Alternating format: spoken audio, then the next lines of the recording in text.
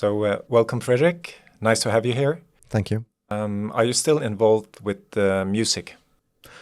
Not professionally, no, but I would say that's my biggest interest. So it's your biggest interest outside work? Yeah, definitely. Yeah. And talking about music, this thing that music can make us feel something, like it can, touch us in an emotional way. Can the brand have the same effect? Well, I think the obvious answer is yes to that. Well, because a brand is so much more than just a note or a specific instrument. It's the whole orchestration. If you do it right, it becomes a symphony, sort of. And so I think definitely if you do it right, you will be able to sort of create an identity and a brand that will engage people much more than if you don't put effort to it. So if you can get the consumer to kind of interact with your brand on an emotional level, that must be kind of the holy grail of branding. Definitely, yeah. Since I think brand is typically regarded as a logo, but it's so much more. So sort of you can use branding to differentiate yourself against competitors. Many business-to-business companies are quite bad at branding because they don't really have to, because they have products that maybe the customer needs to have. But business to consumer, there are much more companies because they sort of need to appeal in a different level. So consumers typically don't have to buy a certain car or a certain phone or a certain food article. So they are much more than prone to purchasing on an emotional level. However, we are still people. So even if you're a person in a business, you still make decisions based on your emotions. So if we could succeed creating a brand, a company identity that is more appealing, not only visually, but also as a whole, everything we do in the company is more sort of approachable, understandable, pleasant, interesting, relevant, then you will become more memorable. And I would say brand, the sort of one of the core purposes of creating a strong brand is to become memorable. We also talked about the emotional connection. So the emotional connection, I guess that's something more than being memorable. It's, then you create kind of a position in the consumer's or the customer's heart that is not just that they remember you, but they maybe resonate with you, or there's something, they mirror themselves in your brand. I have had that relationship to Apple since 93, I think. And since 2007, when they released the iPhone, it has only grown. And it's very interesting to see how they orchestrate everything and how smart it is on many levels. So in that sense, they're really good at sort of orchestrating like they do with music. You write a song, you have harmonies, you have the arrangement, and you have instruments that play together. And everything is very timely executed. I would say Apple is doing that. How do you say that? Perfectly. They're executing it perfectly. When you think about branding, there are two parts of it. One part is your story. So you need to understand who you are and what your story is, but also what your story is connected to is what your promise to the market. So that is one side of it. And you need to be really good at defining that. And if you don't define that well, it's even harder with the second part, because the second part is related to how you tell your story. And that's typically where we, with the design tools and the design, when we work with branding efforts, that's typically the design part. That's where we work with the design tools in order to convey how to tell things. And for people listening to this, I think when you do this, or when you want to start doing this, taking your brand further, you need to start with a story. We've seen that a few times when doing the brands that we've done, that if that hasn't been defined really well, but also anchored in the organization, it doesn't turn out as well as when you have defined it really well. So, and I also like to talk about the promise, because typically I think I wouldn't say we get lost, but we are really functional in some parts.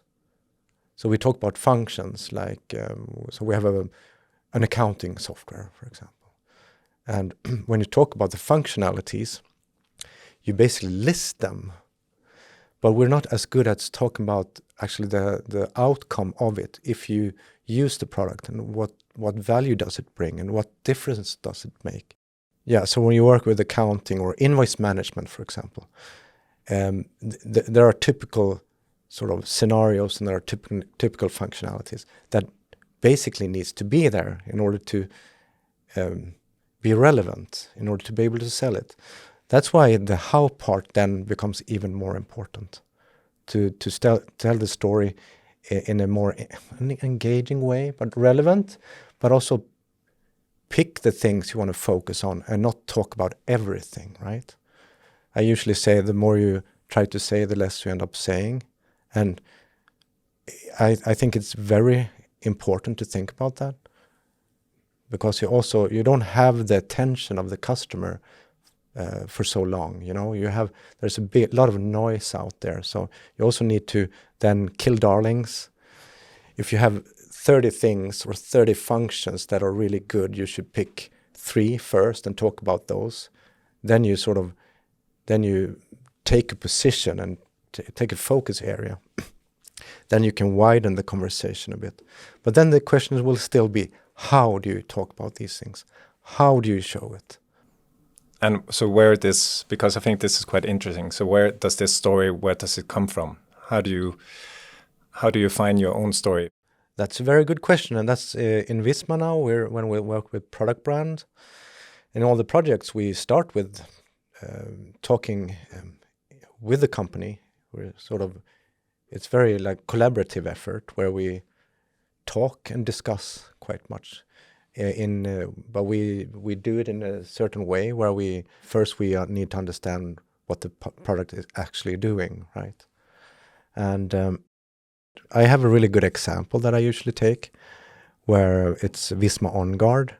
They open their conversation saying the software platform to automate and optimize your order to cash process. So that's basically their core. But I was thinking, and I can understand it because I've been working with Visma for many years with everything from accounting to invoice management to order to cash and salary and a lot of stuff. But I guess their competitors are saying more or less the same. Yeah, and that's an opportunity, right? Because that kind of way of talking is really not personal at all. It doesn't show personality and attitude, and I don't mean attitude in a negative way, but attitude in an interesting way, right? Because when you meet people, or when you meet a message, if you say a certain thing that is relevant and understandable, but also has some attitude or some character to it, it becomes more interesting, and then we get their attention, right? So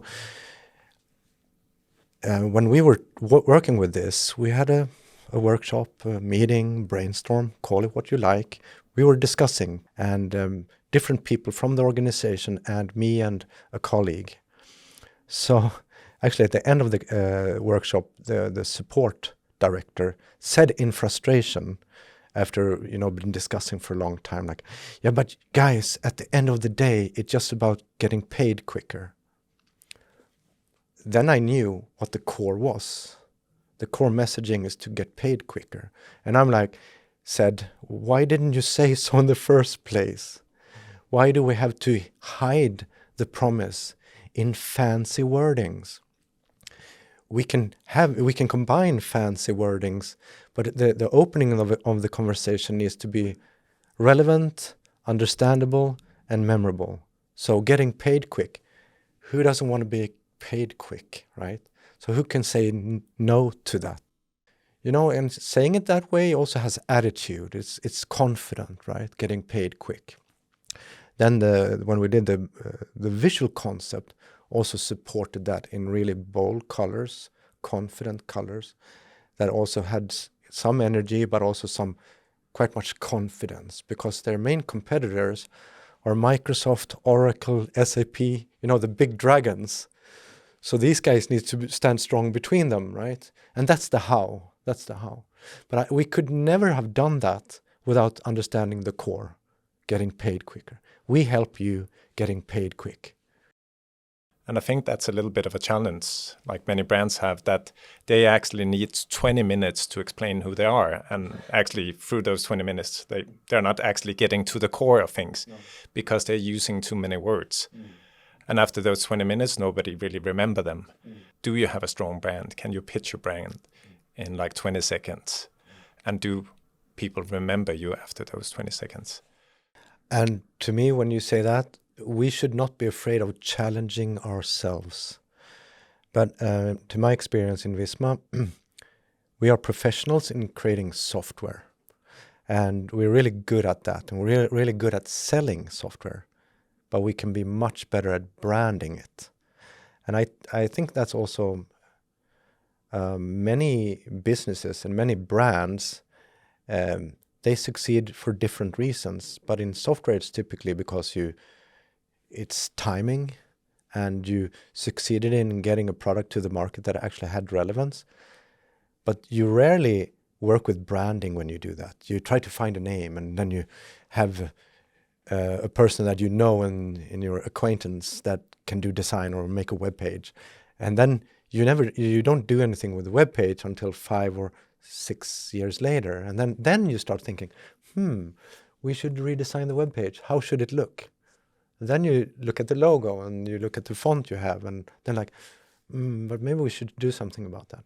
But when you do it, you should challenge yourself, and you should identify and define the story and the promise first before creating design. Quite a lot of brands that we talk with, or products or companies, they always say they know who they are. And sometimes they have gone through this process of actually creating a strategy and developing a brand and have it designed. But, maybe it's 5 or 10 years ago.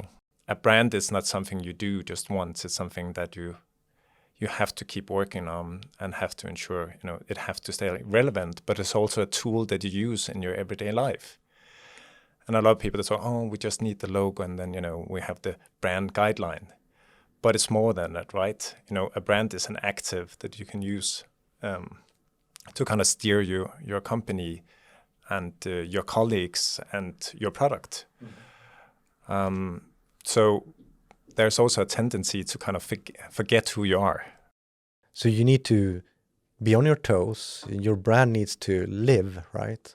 They say you should live the brand, but the brand also needs to live. And I think, connecting back to what you said about music,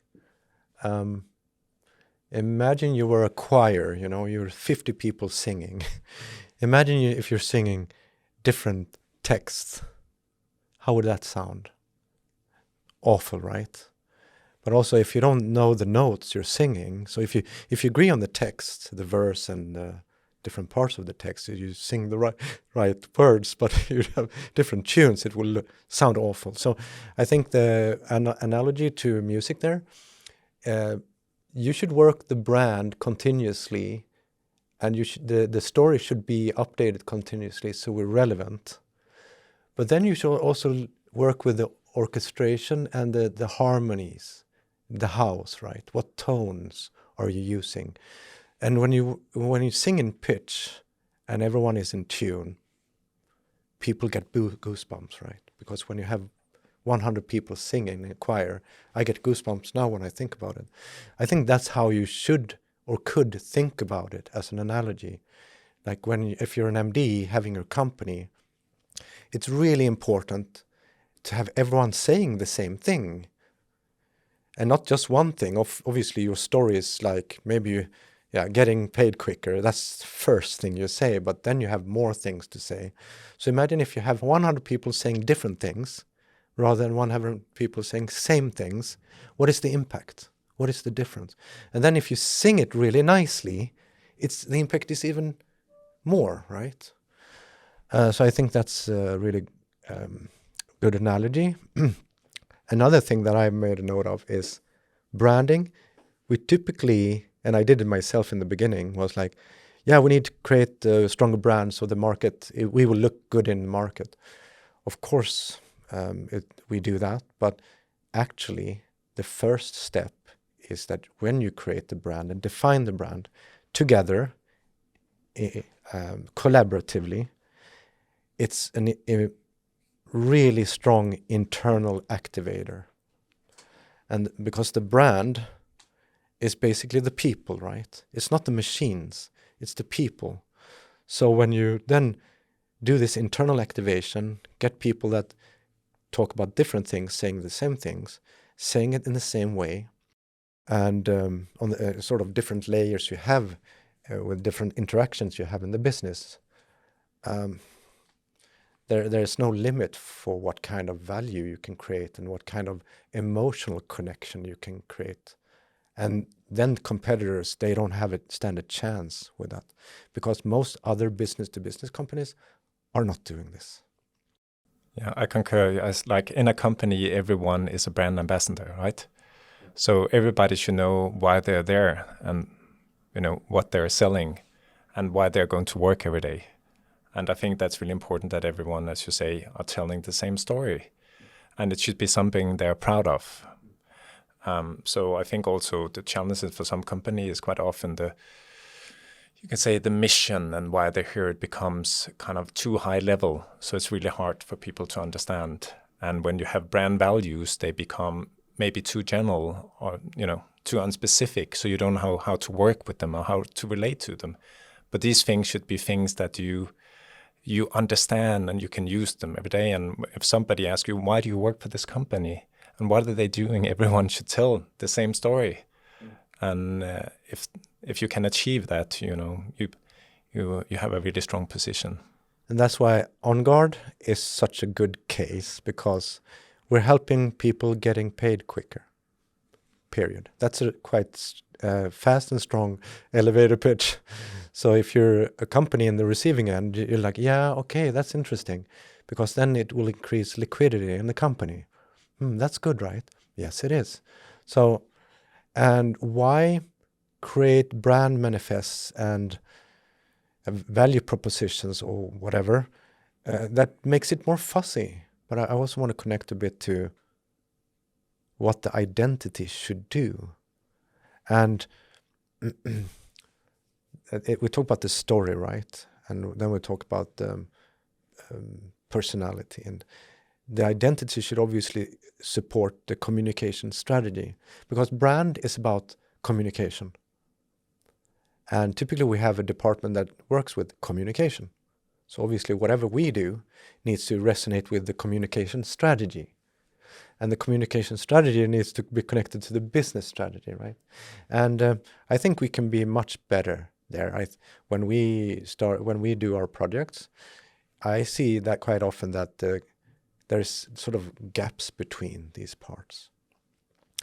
But there, actually, I think brand work can help both the communication strategy and the business strategy. Like again with On Guard, when you make it generic, you become less defined. It's less easy to understand. It's still correct, the software platform to automate you and optimize your order to cash process. It's correct, but you're not clear. You're not distinct. And how can the communication strategy be clear and distinct if what you're talking about is not? So I think there you can use this also to actually challenge the communication strategy by creating a really clear sort of core messaging.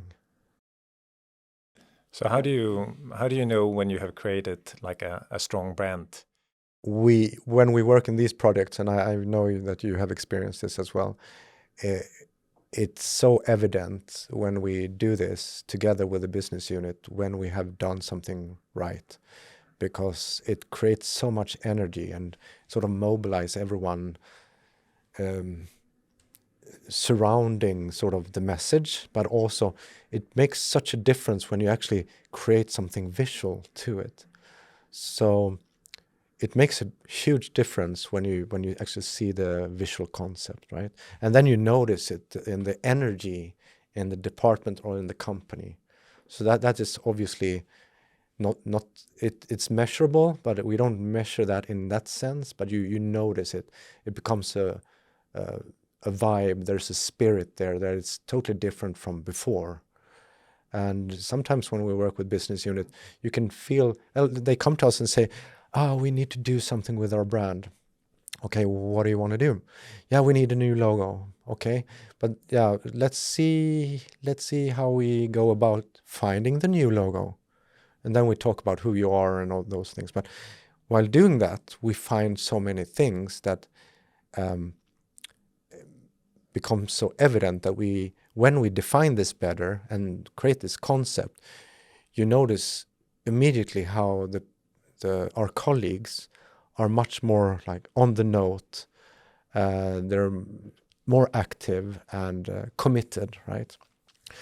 But then obviously the end game here is to earn more money, I would say.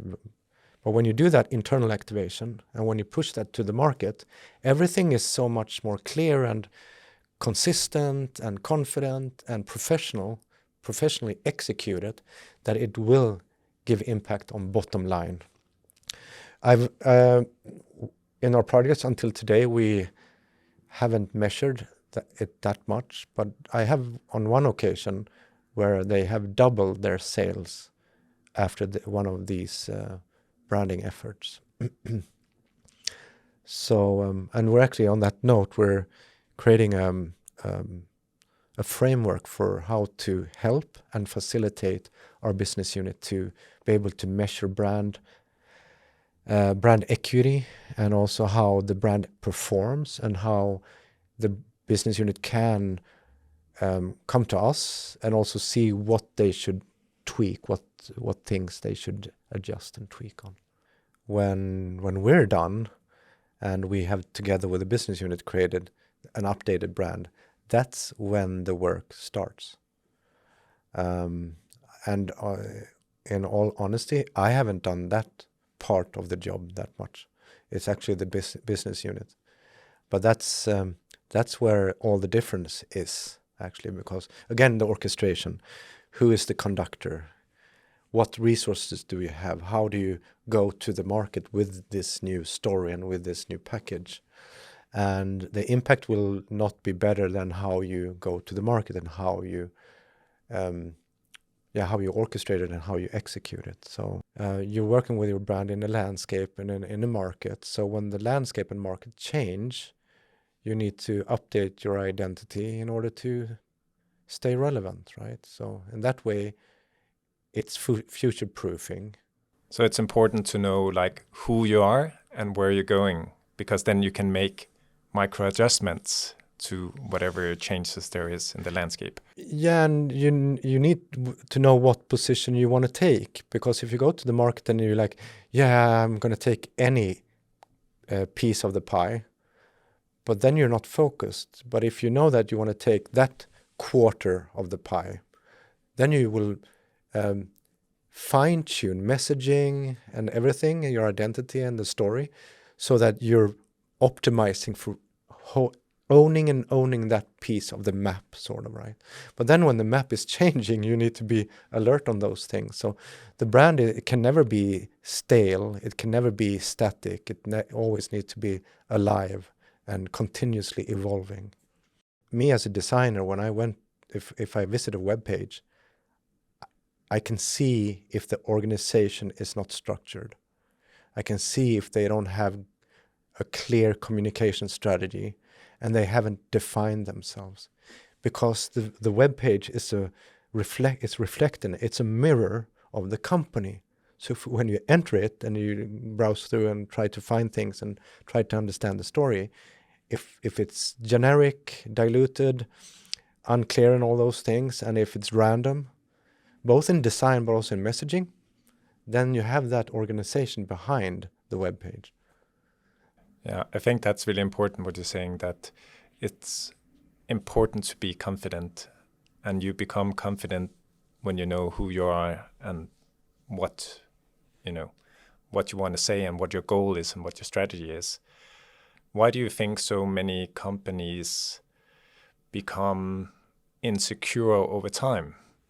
Because sometimes you see brand and they go out and initially they have a quite clear communication, but then they start to spread out and dilute their communication with saying too many things, and it's like they're trying to please everyone.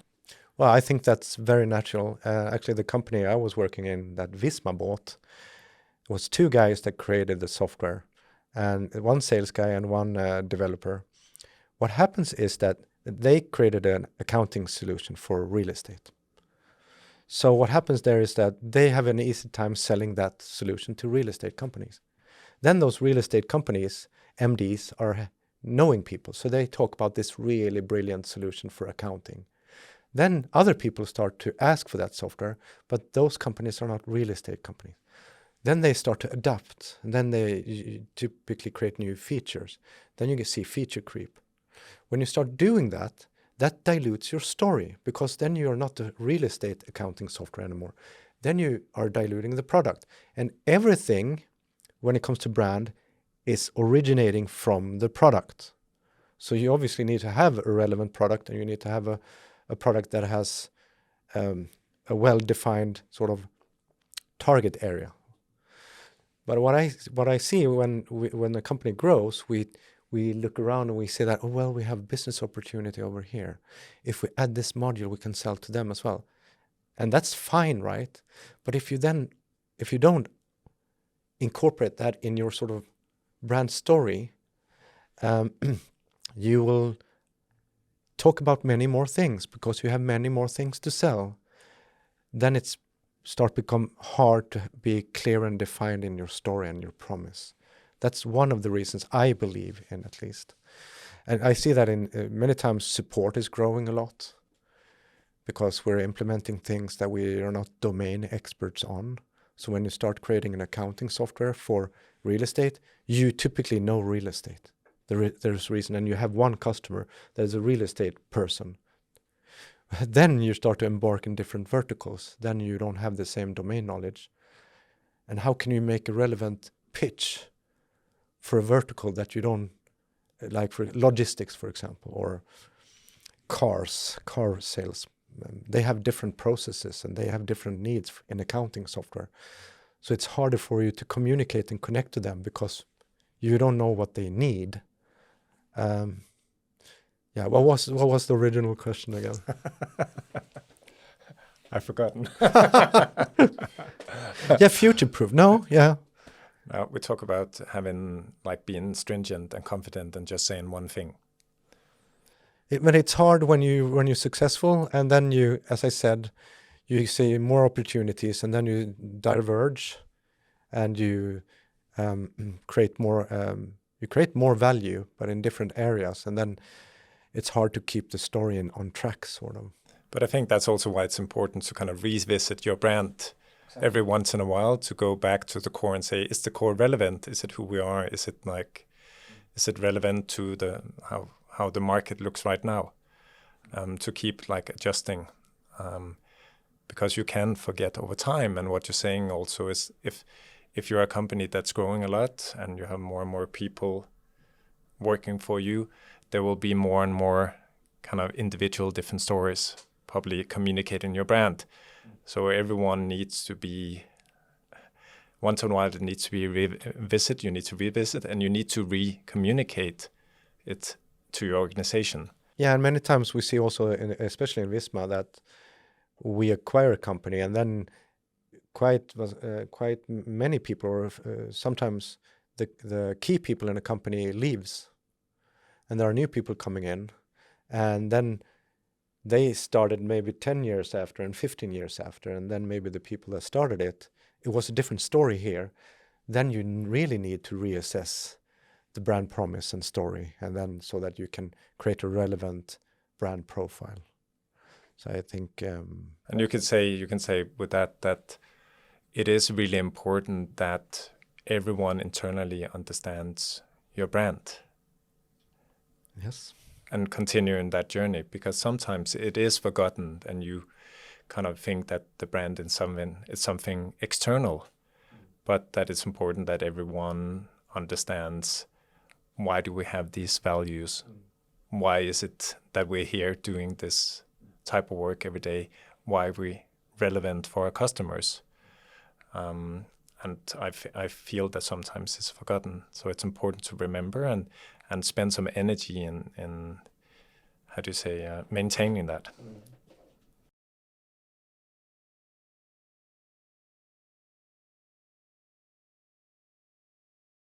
I would definitely recommend them to start with finding the promise, the story, and the definition of what they offer and how they want to offer it.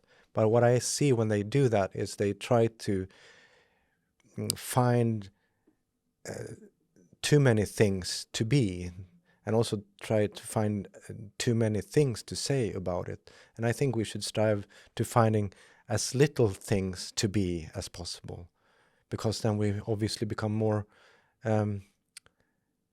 defined, but more the identity will be clearer. The same goes with the story. So the more things you say, again, we shouldn't strive to finding too many things to say. We should strive a lot to reduce things.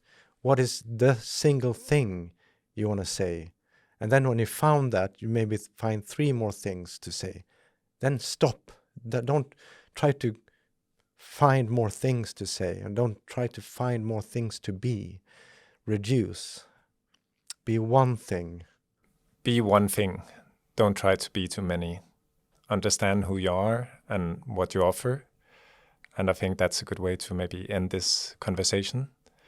I guess we have a lot more to talk about, and maybe we can do an additional podcast, and where we can talk about some of those things. But thank you so much, Fredrik, for participating today. Thank you. It's been great. Thank you, Mattis.